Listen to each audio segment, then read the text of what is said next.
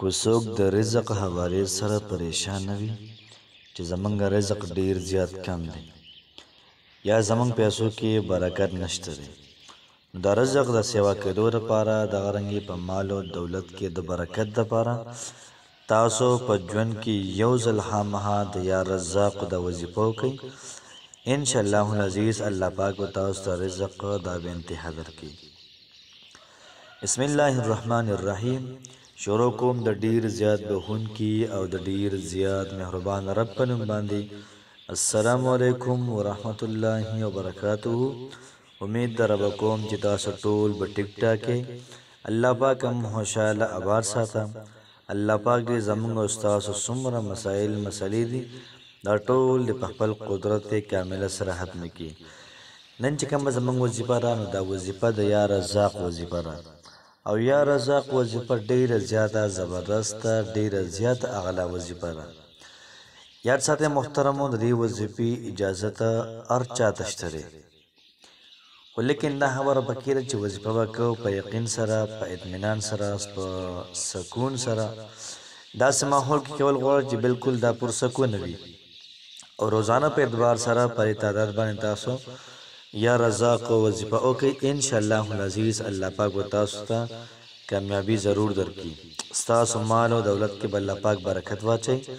ستاسو بجاب او نوکری کې به الله پاک برکت واچي. دغه رنګې دې سره سره الله پاک به ستاسو رزق ستاسو درستخوان دا به ډیر زیات وسیع کړي. د یا رزاق وظیفه دا ډیر زیاته عجیبه وظیفه ده.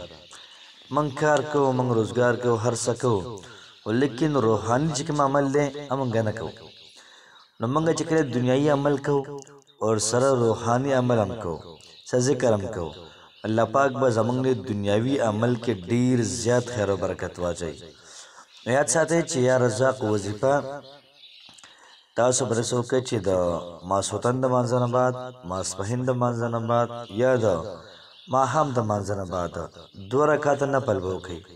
د 2 رکعاتو نفلو نه بعد به تاسو درود شریف ووایئ 100 پیرې.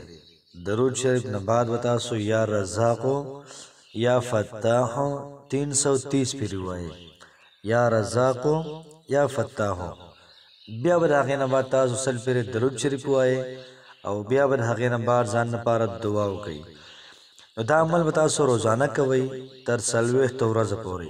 ان شاء الله العزیز ان شاء الله الله پاک د ذات نه کلک یقین ساتم امید ساتم چې الله پاک به ستاسو رزق د پراخه کې ځکه یا فتاح دام د الله نوم دی او یا رزاق دام د الله نوم دی او څوک چې الله پاک د هغه په نومونو رابلي الله پاک ضرور امداد کوي.